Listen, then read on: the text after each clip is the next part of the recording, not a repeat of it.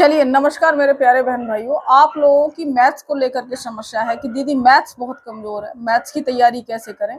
तो इस चीज को लेकर के मैंने इससे पहले भी एक वीडियो बनाया था, उसमें आवाज नहीं आई थी। तो ये दूसरा वीडियो हम जो है शूट कर रहे हैं, तो इसकी थोड़ी कद्र करनी है आपको। यानी बार बार मैथ्स जो है कमजोर है, मैथ्स से परेशान है, ऐसे शब्दों को इस्तेमाल नहीं करना है। जो बताई गई चीजें हैं, जो ट्रिक्स हैं, उनको जो है यूटिलाइज करना है। बच्चे एक और बात बताओ, किसी चीज को अगर जो हमारी कमजोर है कोई चीज, अगर हम उसको बार बार इन्हीं शब्दों को दोहराते रहते हैं, या पूरे दिन हम लोगों से जब भी डिस्कस करते हैं कि अरे मेरा तो मैथ्स कमजोर है, फलानी चीज बेकार है या कुछ भी, तो वो जो नेगेटिव चीज होती है ना, बार बार रिवाइज करते हैं आप उस चीज को शब्दों में, तो वो बढ़ जाती है, वो आपके दिमाग में छपने लग जाती है। आपके दिमाग के जो है अंदर ऐसी चीज आ जाती है कि भैया ये बहुत कमजोर है और ये आपसे नहीं हो पाएगा। तो आपको सबसे पहला काम यही करना है कि आपको सिर्फ इन शब्दों को थोड़ा बदलना है। बदलना कैसे कि मुझे थोड़ा मैथ्स सीखना है और मैथ्स पे थोड़ी मेहनत ज्यादा करनी है। कमजोर शब्द न लगा करके आपको कहना है कि मुझे मैथ्स पे थोड़ी मेहनत करनी है, मुझे मैथ्स सीखना है। तो आपको इस सोच के साथ मैथ्स के साथ जो है डील करनी है, क्योंकि देखिए बिना मैथ्स के यूपीएसआई में तो सिलेक्शन नहीं होगा। हो सकता है किसी अदर एग्जाम में जहाँ मैथ्स का वेटेज उतना ना हो और वहां पर अलग अलग आपको जो है सब्जेक्ट क्वालिफाई ना करने हो, तो वहां आपका मैथ्स के बिना काम चल सकता है। अगर आपको यूपी में 2 स्टार चाहिए तो बेटा मैथ्स तो आपको करना ही पड़ेगा, है ना। क्योंकि मैथ्स में 40 का जो है 35% निकाल लीजिए, 35% जो है आपको हर सब्जेक्ट में लाने पड़ेंगे। तो एटलीस्ट मेरा मानना है कि हाँ पर कुछ टारगेट आपको सेट करना है।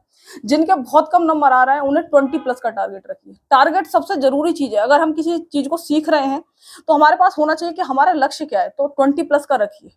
जिनके 20+ आ रहे हैं वो 25+ का बनाइए। जिनका 25 के आसपास आ रहा है वो 30 का बनाइए। बहुत ज्यादा एकदम से 40 में से 40 करने की कोशिश नहीं करनी। जिनके मान लीजिए 7-8 आ रहा है तो बेटा 10-12 का बना लो। जिनके 10-12 आ रहे हैं 20 के आसपास 15+ का बनाओ। मतलब 5-7 क्वेश्चन ज्यादा का टारगेट बनाओ अभी तो। और दूसरी चीज ये है कि आप देखो पहले सारे चैप्टर्स लिखो एक जगह।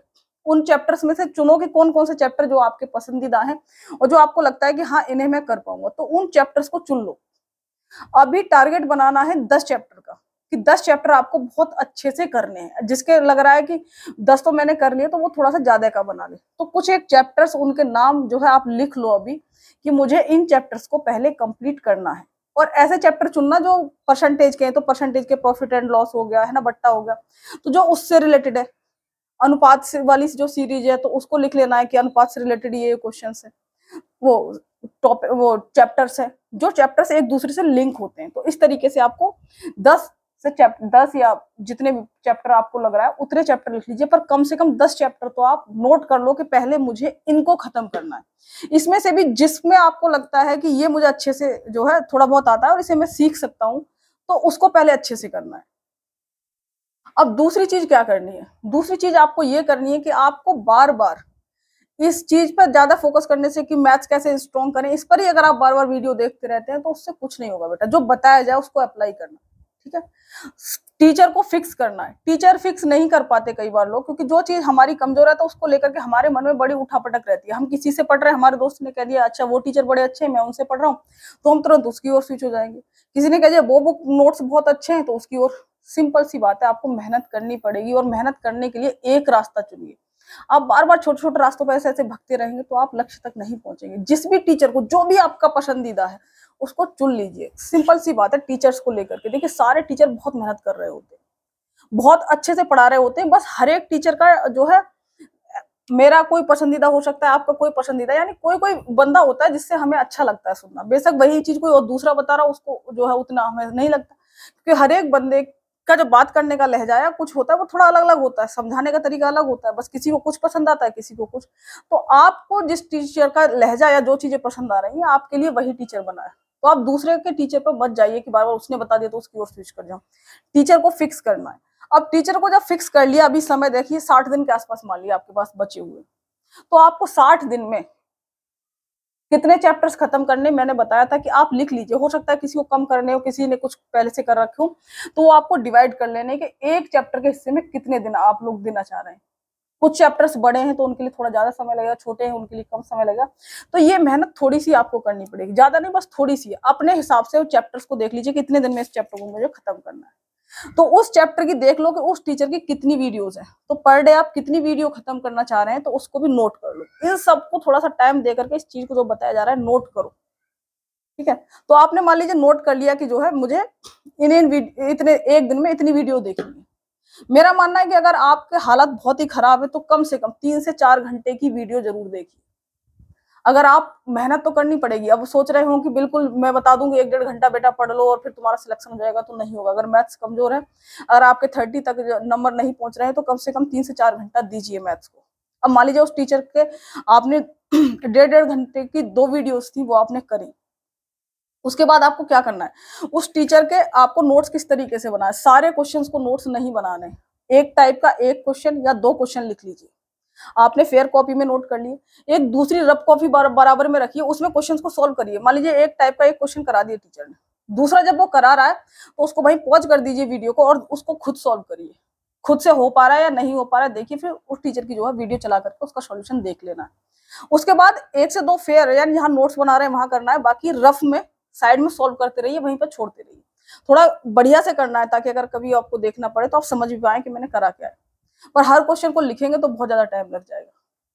अब देखिए दूसरा तरीका क्या है, कुछ लोगों को लग रहा है कि मुझे लिखने में क्वेश्चन बहुत ज्यादा टाइम लगेगा, कुछ क्वेश्चन बहुत बड़े बड़े होते हैं, तो बेटा स्क्रीनशॉट ले लो उन क्वेश्चन के सबके। स्क्रीनशॉट लेकर के अपने जो है एल्बम बना लीजिए, फोटो उसकी एल्बम बना लीजिए, और हर एक चैप्टर वाइज एल्बम बनानी है आपको, चैप्टर वाइज परसेंटेज की अलग बनानी है। ऐसे नहीं करना कि सारा मैथ से एक ही फोटोज में कर ली सबकी फोटो, तो वहां नहीं, चैप्टर वाइज बना लेनी, ठीक है, परसेंटेज की बना लीजिए। उसके बाद वहां से सॉल्व करिए, ठीक है। अब क्वेश्चंस को डिवाइड कर लेना है, कुछ क्वेश्चंस जो आपको लग रहा है कि बहुत इजी है, इस टाइप के क्वेश्चंस तो मेरे को आने लगे। कुछ क्वेश्चंस ऐसे होंगे जो थोड़े से लेवल अप होगा, जिन्हें मीडियम, है ना, ई से इजी लिख दीजिए, एम से मीडियम, और जो हार्ड है उसे एच लिख दीजिए, या कोई भी अपने प्रतीक चिन्ह बना लीजिए। जो मेरे को ज्यादा प्रैक्टिस करना होता है हम टी लिख देते हैं, ये ट्रिकी ऐसे बार बार करना है ना, और जिस पर पी लिख देते हैं कि इसकी प्रैक्टिस करनी है बार बार, ये नॉर्मल क्वेश्चन है। तो आप अपने प्रतीक चिन्ह बना लेना जो भी आपको सही लगते हैं। जो इजी है उन्हें कम से कम जो है 2 से 3 बार प्रैक्टिस करिए, जो थोड़े से मीडियम है उन्हें 3 से 5, मिनिमम 3 है, बाकी 5 बार तक क्वेश्चन को प्रैक्टिस करिए। सेम क्वेश्चन आपको आता है पर फिर भी उसको करिए प्रैक्टिस, कम से कम 3 बार अगर हमने कहा है तो उसको करिए 3 बार। सेम चीज लिखनी है, आपको लग रहा है क्या बोरिंग है मुझे आता होगा, फिर भी लिखिए उसे 3 बार। उसके बाद मान लीजिए आपने आज जितने भी मैथ्स के क्वेश्चन करे हैं, रात को सोने से पहले उन्हें देख के जरूर सोना है कि अच्छा ये क्वेश्चन ऐसा था, अच्छा इसमें मैंने ये करा था, ये करा था, ये करा था। सोने से पहले एक बार जो इतना भी मैथ्स पढ़ा है आपने वो जरूर करना है आपको। अब हम आ जाते हैं बुक्स पर कि अब बुक्स कौन सी लें। तो बेटा सबसे जरूरी चीज है कि इस समय अगर कोई बुक जिस पे आप पहले से प्रैक्टिस कर रहे हैं उस पर करना चाहते हैं तो कर लीजिए, पर कोई नई एकदम से बुक मत लेना। जो टीचर करा रहा है वो करना है, साथ ही साथ पीवाईक्यू ले लीजिए, पीवाईक्यू करने हैं आपको, ठीक है। कोई बुक मत लीजिए अभी, पीवाईक्यू ले लीजिए, पीवाईक्यू की प्रैक्टिस करिए। नहीं हो रहा है उसको जो है पढ़ने के बाद टीचर से, तो पीवाईक्यू का सॉल्यूशन देखिए, फिर सॉल्यूशन को देख करके 3-4 बार करिए। आपको इतनी प्रैक्टिस तो आपको करनी ही पड़ेगी, ठीक है। तो इस तरीके से आपको, एक तो ये मैंने आपको नोट्स और इसका तरीका बता दिया। दूसरी चीज आपको जो साइड में लेकर के चलनी है वो ये है कि आपकी कैलकुलेशन थोड़ी फास्ट होनी चाहिए। उसके लिए जरूरी है कि आपको जो कम से कम 20 तक क्यूब, 30 तक स्क्वायर और 30 तक टेबल जो है जरूर लर्न होने चाहिए। ये तो आप लिख लो, इससे ज्यादा कर पा रहे हो तो वो आपकी श्रद्धा है, पर ये तो कम से कम आपको होनी चाहिए। जो फॉर्मूले हैं या कोई टीचर ऐसे बता रहा है जो आपको लग रहा है आप भूल जाते हैं, तो इन सब को या तो स्क्रीनशॉट ले लो, उससे भी काम चल जाता है। बार बार जो है रिवाइज करना है आपको, दिन में लिखना है इन्हें बार बार। जब भी आपको 10-15 मिनट का टाइम लग रहा है उस टाइम ये करना है, एकदम से लेके घंटे भर के लिए नहीं बैठना है। बीच बीच में छोटे छोटे जो टाइम के स्लॉट होंगे उनमें इन चीजों को करना है। इसके बाद जो है कोई फॉर्मूले हैं उनके लिए डायरी में अलग से नोट करिए, परसेंटेज के ये फॉर्मूले जब भी टाइम मिल रहा है 5-10 मिनट का उनको रिवाइज करना है। अच्छा आज मैंने ये टॉपिक पढ़ा था, इसके फॉर्मूले ये थे, उस चीज को बार बार रिवाइज करना है। अब आता है कि जब इस तरीके से आप इस चीज को तैयारी कर रहे होंगे, बीच बीच में एक और काम करना है आपको कि प्रैक्टिस सेट निकालना है, फुल प्रैक्टिस है जहां पे मिक्स होंगे, उसमें ढूंढना है। मान लीजिए आपने वर्क एंड टाइम पढ़ा या नंबर सिस्टम पढ़ा, तो उसमें से ढूंढिए कि कहां पर है नंबर सिस्टम का क्वेश्चन। जब आप वहां पर उसको सॉल्व करेंगे तो हो सकता है हो या ना हो, क्योंकि जैसे ही हमारा मैथ्स कमजोर होता है, कोई सब्जेक्ट कमजोर होता है, सेम चीज हमने अपने टीचर के सामने करी वहां हो जाती है, वो जगह बदली और किताब में जगह बदली या दूसरे तरीके से लिखा हुआ आ गया वो प्रश्न, तो वो नहीं कर पाते। तो वहां पर आपको देखना है और उसे सॉल्व करना है, चाहे सॉल्यूशन देख के सॉल्व करिए। मान लीजिए एक क्वेश्चन भी अगर आप कर पाए तो आपके अंदर कॉन्फिडेंस आएगा, आपको अच्छा महसूस होगा उससे। तो 2-3 क्वेश्चन वहां से मिसलेनियस में जाकर भी आपको जो है सॉल्व करने बीच में 2-3 ही मिलेंगे एक चैप्टर के, उससे ज्यादा तो वैसे भी नहीं मिलेंगे। तो इस तरीके से आपको वहां जाकर भी उन चीजों की प्रैक्टिस करनी है।